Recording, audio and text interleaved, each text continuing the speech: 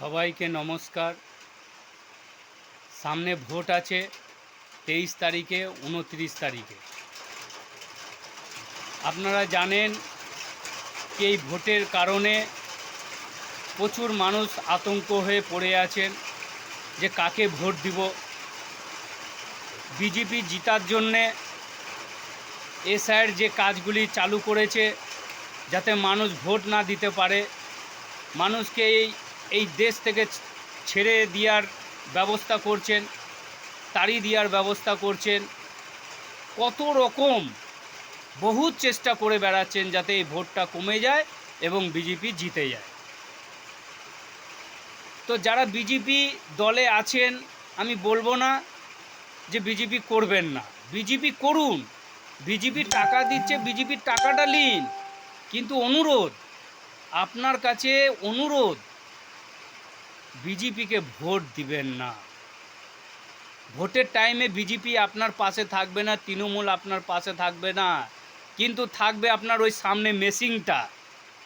যেই মেশিন প্রথমে ফার্স্ট যেটা আছে সেটা খালি টিপে দেবে, আপনাকে কেউ কিছু বলতে যাবে না, রেজাল্ট বলে দিবে যে কাকে কি করা হয়েছে।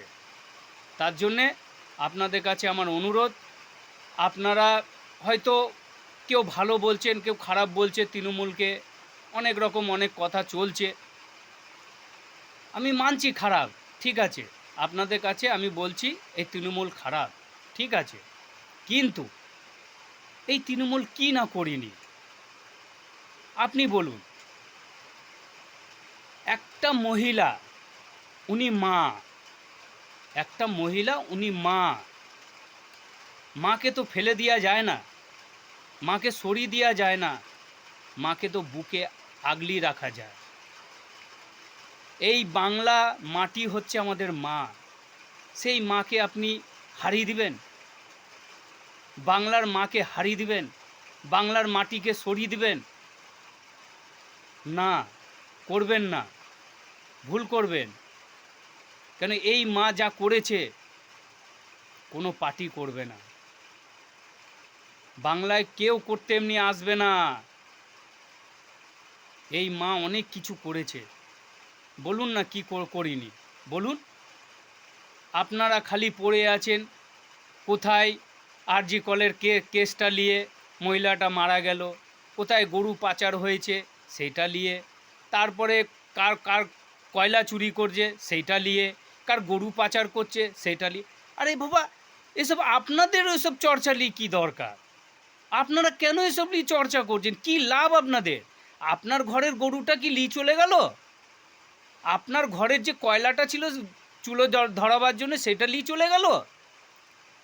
না আপনার ঘরে বালি ঘর করার জন্য বালিটা রেখেছিলেন সেটা নিয়ে চলে গেল? তা তো নিয়ে যায়নি। যার নিয়ে গেছে উনি বুঝবে, উনি ওনার সাথে বুঝাপত্য করবেন। আপনারা কেন করছেন ঘরে ঘরে? কেন এসব বাজে কথা তুলছেন? করবেন না, প্লিজ করবেন না। সামনে ভোট আছে, মাকে দেখুন, মাকে ছাড়বেন না, মাকে ছাড়বেন না আপনারা। আমি বারবার বলছি, এ তৃণমূল নয়, এ মা, বাংলার মা প্রচুর কষ্ট করে আমাদের জন্যে, প্রচুর। আপনারা হয়তো বুঝতে পারেন না, প্রচুর কষ্ট করে।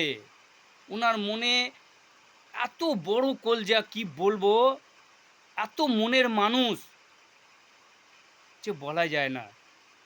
কেউ মিশিনি, যারা মিশেছে তারাই এক বলতে পারবে যে ওই মমতা মা, এই ধরতির মা, এই বাংলার মা, সে কেমন, সেই বলতে পারবে।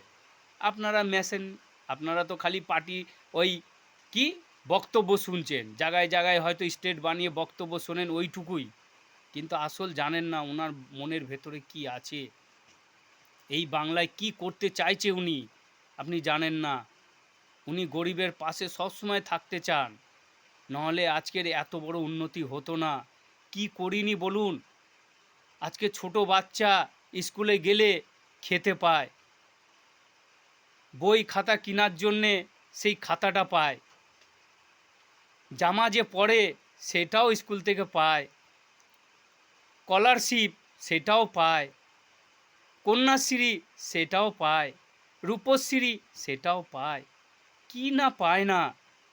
আজকের মাধ্যমিক পড়ছে 10,000 20,000, আজকের কৃষক ভাইদের টাকা, মহিলাদের জন্যে টাকা। আপনারা বলছেন টাকা দিয়ে কিনছে, না, আপনার শুধু ভালোর জন্যে করছে, যে আপনারা একটু সুখ শান্তি থাকেন। কেন উনি জানেন বাংলায় কোনো কাজ নেই, কোনো কাজ নেই, কোনো কারখানা নেই, কিছু নেই। তার জন্যে আমি যদি কিছু দিতে পারি, তবুও তো ডাল রুটি খেয়ে তো বাঁচবে। আরে তার জন্য তো ফ্রি করে দিয়েছে চাল ডাল, রেশনটা ফ্রি করে দিয়েছে। তার সত্ত্বেও আপনারা বুঝছেন না। এতদিন কেউ দেয়, এতদিন কেউ দিয়েছে, 2 টাকা দিয়েও আপনি চালটা কিনেছিলেন, কিন্তু আজকের কিনতে হয় না। তার জন্য বলছি 23শে 29 তারিখে যে ভোটটা আছে, আপনারা এই মাকে দিবেন। আর আমার কথা যদি বলেন যে তুমি তো দিবে, না দাদা ভাই, দিদি ভাই, মারা, আমি দিব না। কেন? আমি ভোট দিতেও পারি, না দিতেও পারি। কেন? এই তৃণমূলের ওপর আমার একটু রাগ আছে, প্রচুর রাগ আছে। কেন? এই তৃণমূলের জন্যে আমি আজকের ঘর ছাড়া, আমার কাছে কেউ নেই। আমার 3টে মেয়ে, ওয়াইফ, আমি একটা ঘরে থাকতাম, একটা ঘরে। সেই ঘর থেকে আমাকে তাড়িয়ে দেওয়া হয়েছে। কারণটা কি জানেন? আজকে আমি আপনাদেরকে বলি কারণটা। আমি জুগাড়ে খাটি, রাজমিস্ত্রি জুগাড়ে খাটি, মাত্র 300টা টাকা পাই। সেই 300 টাকা নিয়ে আমি ঘর চালাবো, না ঘর বানাবো, না মেয়েদের টিউশনি দেবো, না মেয়েদেরকে স্কুলের ফি দেবো, না মেয়েদেরকে জামা কাপড় দেবো, না ভালো মন্দ খাওয়াবো। পেরে উঠতে পারি না পেরে উঠতে। একটা কাজের ওপরে নির্ভর করে পারা যাচ্ছে না। তার জন্যে আমার বউ, আমার ওয়াইফ 15টা বছর এই তৃণমূলকে ভোটও দিয়েছে, প্লাস একটা ঘরের জন্য আবেদন করে গেছে। খালি খালি কাগজপত্র আমাদের চৌহাট্টায় প্রধানের হাতে দিয়ে গেছে, ব্লকে দিয়ে গেছে, কিন্তু আজও একটা ঘর পেল না।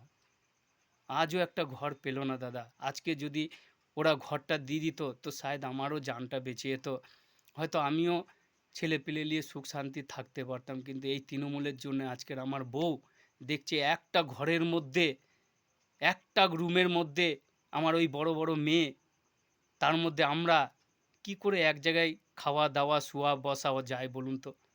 তার জন্য আমার বউ আমাকে তাড়িয়ে দিয়েছে ঘর থেকে, যে তুমি যখন খেটে খাওয়াতে পারবে না, তুমি ঘর বানাতে পারবে না, তুমি ছেলে মেয়েকে ফিস দিতে পারবে না, তো তোমাকে আমি রেখে কি করব? তাহলে তার মানে তুমি বাইরেই চলে যাও, তোমার যেখানে খুশি তুমি চলে যাও। তার জন্য আমি আজকে ঘর ছাড়া, আমাকে তাড়িয়ে দেওয়া হয়েছে।